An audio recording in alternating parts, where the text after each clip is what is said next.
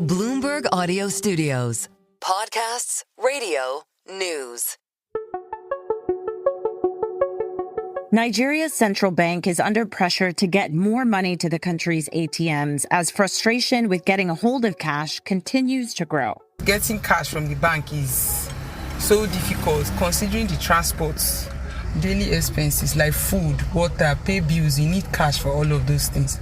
Transportation, you still need cash. With cash machines regularly empty, many people are having to turn to cash agents to access their funds, raising concerns about whether this is increasing access to financial services or just opening up avenues for exploitation. Because of the scarcity of cash, 5,000 naira, we charge 200. 10,000 is 300. It's not too much because we buy the cash and federal government also charges us at the money points. On today's episode of the Next Africa podcast, we'll look at Nigeria's cash situation and if the central bank's latest actions will make any real difference. I'm Jennifer Zabasajja, and this is the Next Africa podcast, bringing you one story each week from the continent, driving the future of global growth with the context only Bloomberg can provide. Joining me from Abuja is Bloomberg's Nduka or Jinmo. Nduka, great to have you on. I should note I am at the G20 right now, so excuse some of the noise in the background. But thanks so much for coming on. Let's just start here. I remember being in Nigeria just a few years ago during the election, and it was a challenge to get cash out of the ATMs. Talk to us about the situation now. Is it still just as difficult? Yes, it is still an issue getting cash from the banks. The banks are not motivated to load up their cash passengers, just the easy answer to it. So, Nduka, then the situation has led to a lot of people turning to these so-called POS operators. Who are they and how is it working right now on the ground based on your reporting? So these POS agents, that is a point of sale terminals that you find usually in shops and in businesses. But what has happened is that since 2016, in order to drive financial inclusion across Nigeria, the central bank then allowed these POS agents to use these terminals that would otherwise be used in shops and businesses to then start, giving out cash to people that need cash. So you find them around street corners, in villages, in rural areas, in places where you won't find banks, you'd find these POS agents. However, you also find them in the big cities. So you find them in Lagos, you find them in Abuja, you find them in Port Harcourt, you find them in, the busiest parts of these cities where traditionally you'd have, these big banks. So in Lagos, for instance, our colleague Emelion went to Adeola Odekun. Now, that's the street in Nigeria with the highest concentration of banks. You're talking about the biggest banks in Nigeria have their branches on this street. But competing alongside them are these POS agents, in their umbrellas, and then you just have this young person usually who has a wad of cash, in their bag, and they have been accused of selling cash, though I don't think that's the right word. But because of their commissions, which is pegged at around 1% per 5,000 naira, most people feel that's extortionist and it's quite high. But you do find them across, every street in Nigeria. There are around 2 million of them, just to give you a sense of how proliferated they are. If I go out of my street now in my neighborhood, there are 3 of them on my street. So there are around, one POS agent for 100 Nigerians, to tell you how widespread they are. But they do carry out the very important function of giving out to people who need cash. But they have caught the eyes of the central bank in recent times. And Nduka, when we think about financial inclusion, especially this was a goal for the central bank, why are they so concerned about the proliferation of these POS agents? The concern is arising from the fact that these POS agents have now morphed from what they were originally set out to do to something that is now almost strangulating the financial system. What the central bank did not envisage was these POS agents basically going to cash-heavy businesses that would otherwise deposit their cash in the banks. Now, these POS agents are going to these businesses, so they're going to filling stations, they're going to big supermarkets, they're going to open markets, and they're basically collecting cash from these businesses. So you think of a filling station that would, make what, millions of naira at the end of the day, and ordinarily would take that money to a bank. They are no longer doing that. So these POS agents are going to these businesses, offering them higher commissions and buying that cash from them. Now, what that means is that you have millions of naira recirculating in the system without necessarily getting into the banks, without necessarily getting back to the CBN. And you have to think of the central bank's one of its functions as managing cash in the system. But that's no longer happening because these POS agents are doing that. Now, roughly 93% of total currency in circulation, which is around 2.6 billion naira, is outside the banks at the moment. That's according to the central bank from September last year. That has gone up 81% since 2019. So that gives you a sense of how big this issue is, where you have, millions of naira, billions in dollars now outside of the central bank's control. And that's troubling because you have to understand that Nigeria is at the moment dealing with sky high inflation, where you have lots of money in the system. And the central bank has raised its interest rates to 27.5% to tackle all that.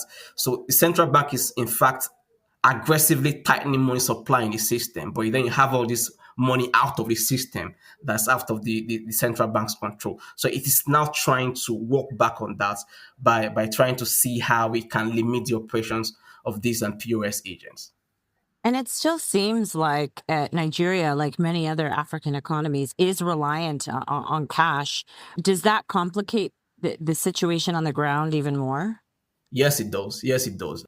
When you came to Nigeria and then you noticed that there was that huge cash shortage, that was the central bank's own policy to try to drive, its cashless intentions. And make no mistake about it, Jen, that's really happening, where you have people who are transitioning from cash to doing things online, and doing all that cashless transactions. However, there's still a large chunk of the Nigerian economy that is driven, that is so cash heavy. So you talk about the farmers, and this will be in the villages, who the only way they want to transact is in cash. If you don't have cash, they don't do business with you.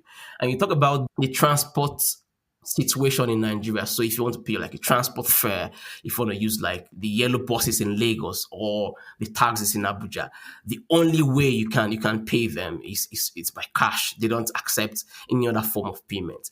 And you think of millions of Nigerians have to use this public transport system every day. So the economy itself is reliant on cash.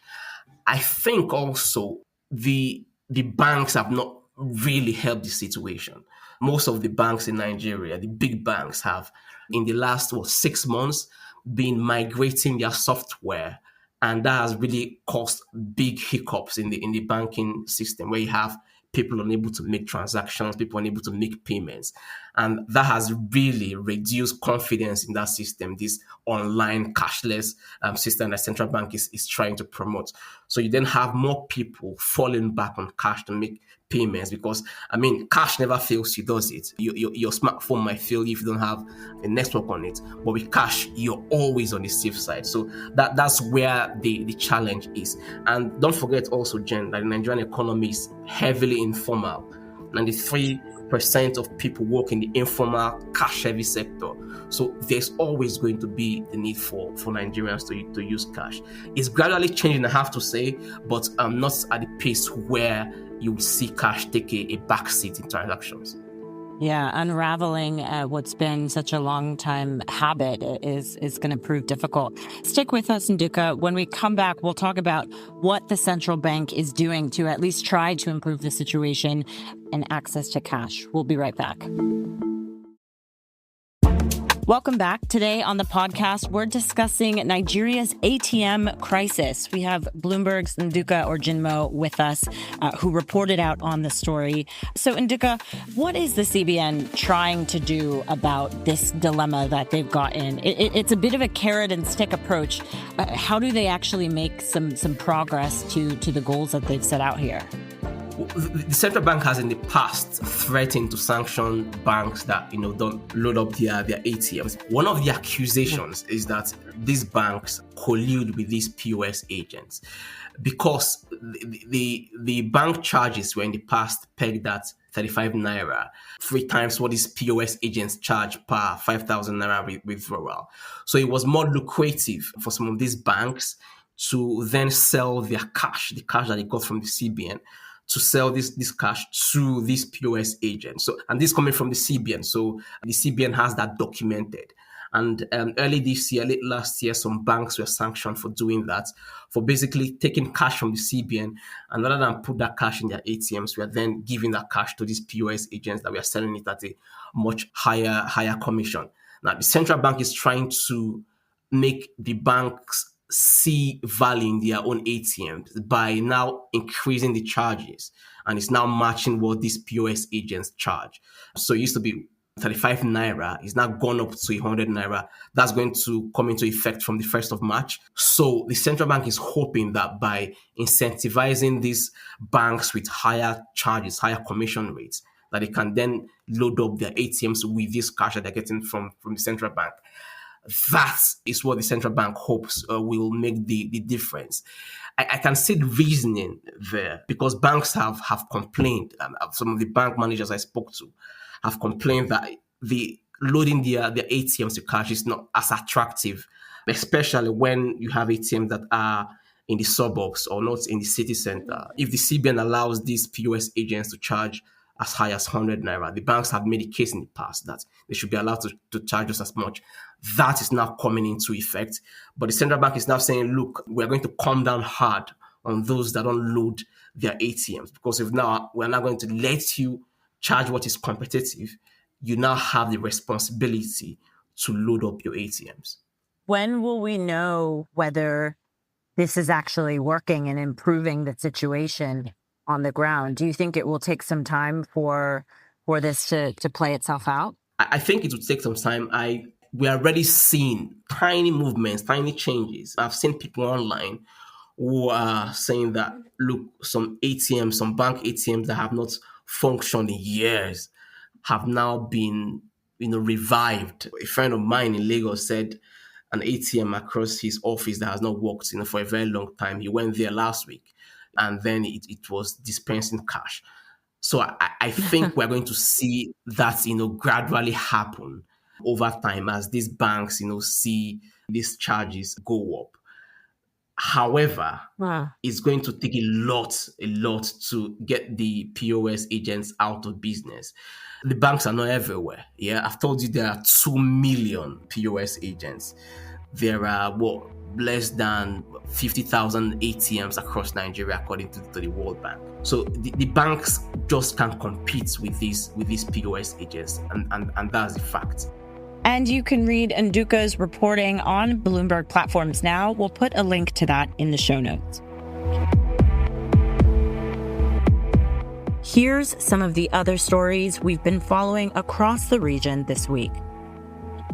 U.S. Chief Justice John Roberts temporarily let President Donald Trump keep freezing foreign aid payments while the Supreme Court weighs whether to lift an order that would require disbursement of as much as $2 billion.